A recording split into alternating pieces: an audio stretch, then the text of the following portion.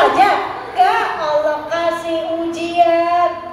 Dari ujian itu pengen lihat Allah mengukur keimanannya kita. Itu dikasih ujian suami, dikasih ujian istri, dikasih ujian anak, dikasih ujian orang tua, kasih ujian mertua, kasih ujian menantu, kasih ujian tetangga, kasih ujian harta, kasih ujian popularitas. Itu cara Allah mengukur keimanannya kita. Kamu masih tinggal di dunia, jadikan dunia itu buat memperbaiki keimananmu. Kan gitu, dikasih ujian.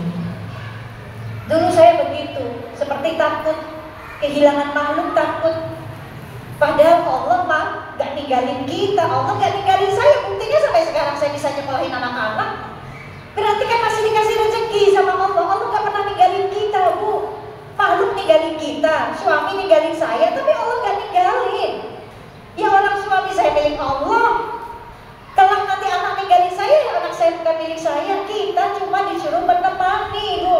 Ibu dititipin suami, cuma disuruh menemani dengan batas waktu di dunia yang sudah Allah tentukan. Tapi kan kita nggak tahu batas waktunya kapan kita menemani suami. Saya nggak tahu, oh ternyata batas waktu di dunia yang Allah sudah titipkan ke saya hanya saat saya umur 36 tahun saja saya menemani suami saya. Dan suami saya batas waktunya menemani saya hanya sampai batas 40 tahun saja.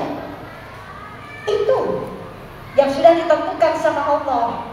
Tapi menemaninya ini pakai dengan taat. Istri taat sama suami, kan gitu.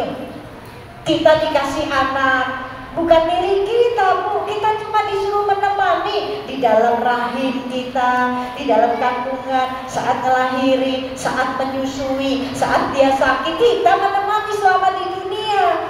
Mengajarkan, mengenalkan Allah, ajak anak-anak kita taat sampai nanti batas waktu anak kita menikah, udah bukan kita lagi yang menemani, udah ada suaminya. Maka orang tua jangan pada ikut campur rumah tangga anaknya.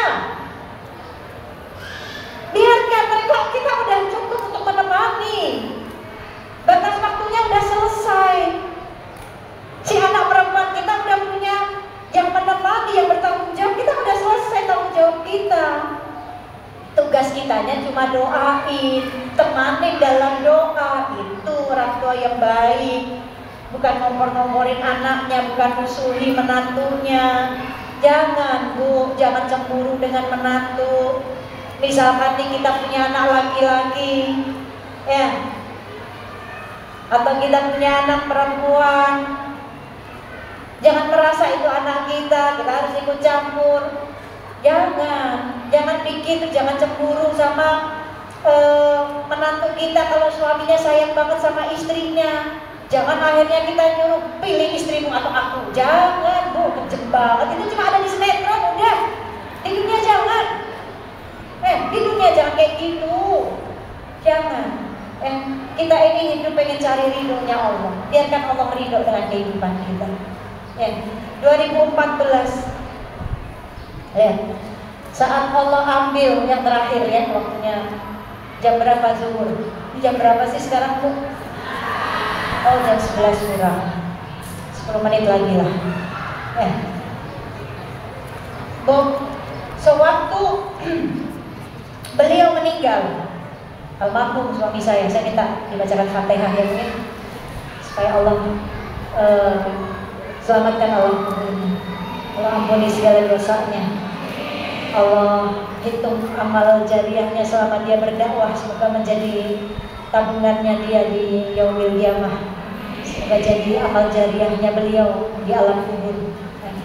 Allah hadirin yang walidin yadin solehah wa ila hadratin Nabi Mustafa Rasulullah sallallahu alaihi wasallam, khususan Haji Muhammad Jeffrey Al-Bukhari bin Ismail Modal bin Hashim Modal Bishir. Fatihah.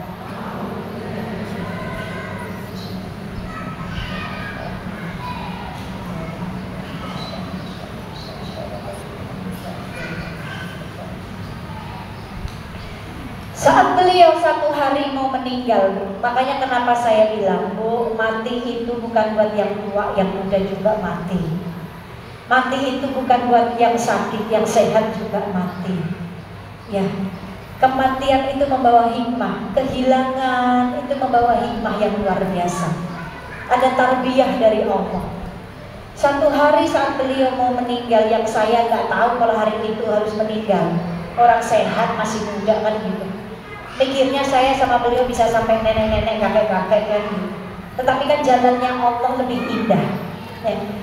Maka beliau bilang, "Mi, kamu udah harus siap." Siap apa? Saya bilang, dakwah. Janganlah, orang taunya kamu yang jadi pendakwah, yang terkenal kamu jadi pendakwah, orang kenal lihatnya kamu, bukan saya. Udah dakwah lagi. Karena selama seminggu sebelum meninggal beliau gak mau dakwah, udah mau berhenti dakwah. Saya tanya, kenapa sih gak mau ceramah lagi? Beliau cuma bilang, mau jadi suami yang baik saja. Hanya itu. Terus akhirnya satu hari sebelum meninggal beliau bilang, kamu bismillah, kamu dakwah, sampaikan walau satu ayat, kata beliau. Ajak orang itu cinta sama Allah, kenalkan Allah, bicara tentang kebesaran Allah saja. Bagaimana kebesaran Allah ada pada diri makhluknya, bagaimana cintanya Allah sama kita, ya. Ajak, kenalkan Allah, kenalkan baginda Nabi Muhammad, ceritakan tentang Rasulullah yang luar biasa. Cuma itu aja udah, gak usah ngomongin yang lain-lain, ya. Kenalkan Allah, ingetin Allah, kan gitu. Kenapa harus saya bilang, kenapa bukan kamu aja? Orang gak ada yang kenal saya bilang. Orang gak ada yang tahu saya, orang yang gak akan lihat saya, gak ada yang lihat saya, lihatnya kamu. Gak ada yang tahu saya, tahunya kamu, ya. Walaupun dulu anak saya waktu saya sebelum hamil anak ketiga, karena dari jaraknya Abizar sama anak saya nomor 3 itu jaraknya 5 tahun, Bu. Jaraknya 5 tahun. Maka selama itu saya bilang sama beliau, izin saya sekolah lagi. Ngambilnya jurusannya lebih kepada agama dan pendidikan kembali Al-Azhar. Di Al-Azhar saya sekolah selama 1 tahun, ya. Ya belajar fikih, sirah, segala macam lah. Terus bukan buat mempersiapkan diri saya sebagai pendakwah, tidak, karena saya tidak punya cita-cita jadi pendakwah, tidak. Tapi untuk menjadikan saya sebagai madrasah untuk anak-anak saya, sebagai guru untuk anak-anak saya di rumah, hanya itu, ya. Tapi akhirnya beliau bilang, udah kamu bismillah, sebentar lagi semua orang akan lihat kamu, gak akan lihat saya, itu kata beliau. Tapi saya gak punya firasat apapun saat dengan beliau ngucapin gitu. Sebentar lagi semua orang akan lihat kamu, akan kenal kamu, akan tahu kamu, maka jadi orang yang manfaat. Orang gak akan lihat saya gak punya firasat, gak tahu nanti malam bakalan mati, Bu, orang sehat. Setelah itu asar masih ngomong lagi, masih ingetin, nih jangan lupa dakwah, manfaat buat orang. Semua orang bakal lihat kamu, gak akan lihat saya. Masih gak ngerti saya, apa sih dia? Saya bilang gitu. Orang sehat tuh. Baru malamnya takdirnya Allah bekerja di situ. Saya harus menjalankan skenario yang hebat ini dari Allah. Allah sutradaranya. Saya hanya pemainnya. Yang kadang main itu capek, Bu.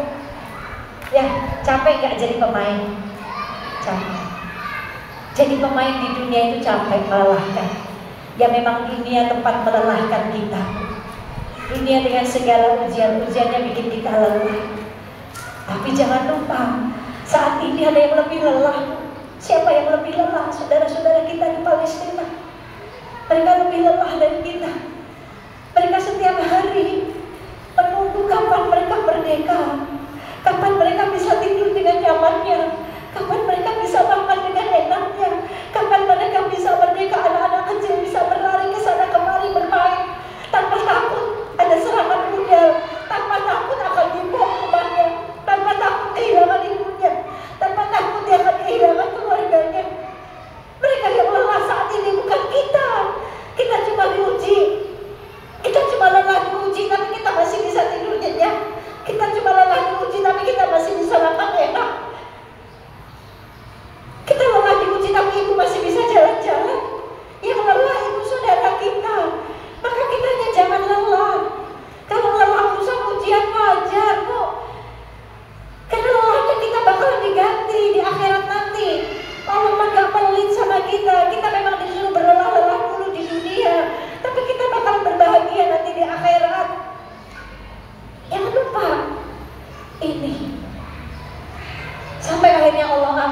beliau. Baru selesai menyelesaikan masa idah, saya gak kemana-mana, gak mau ketemu siapa-siapa. Saya hanya di dalam rumah. Terkecuali saat saya pernah mengalami stroke, kepala saya udah gak ada oksigen. Dengan pemberitaan setelah beliau meninggal, pemberitaan ujian-ujian yang dahsyat sekali, saya sampai stroke, gak kuat. Tapi untung Allah masih selamatkan saya. Saat itu mungkin saya bisa mati, Bu. Tapi alhamdulillah Allah selamatkan. Allah masih kasih kesempatan saya. Baru tuh selesai masa idah, pertama orang yang undang saya di daerah Kalimantan. Baru di situ saya menjalankan skenario-nya Allah. Ya Allah, ini jalannya, ini yang beliau katakan tuh ini yang harus saya jalani. Kalau memang ini ridhoi saya, mudahkan jalannya, tuntun saya supaya saya nggak salah bicara, tuntun apa yang keluar dari mulut saya, qulil haqqu wa la kana murad, sampaikan yang hak walaupun nggak enak didengar, tapi bukan hak saya nggak punya hak. Saya cuma dikasih skenario aja sama Allah. Saya nggak punya hak apapun. Saya menyampaikan haknya Allah, bukan hak saya. Orang saya yang saya punya cuma dosa sama amalan, udah pasti banyak dosanya ketimbang amalan saya. Saya cuma kepengen selamat, cuma itu aja. Kita semua bakalan pulang, Bu. Tapi pulanglah dengan kepulangan yang dirindu.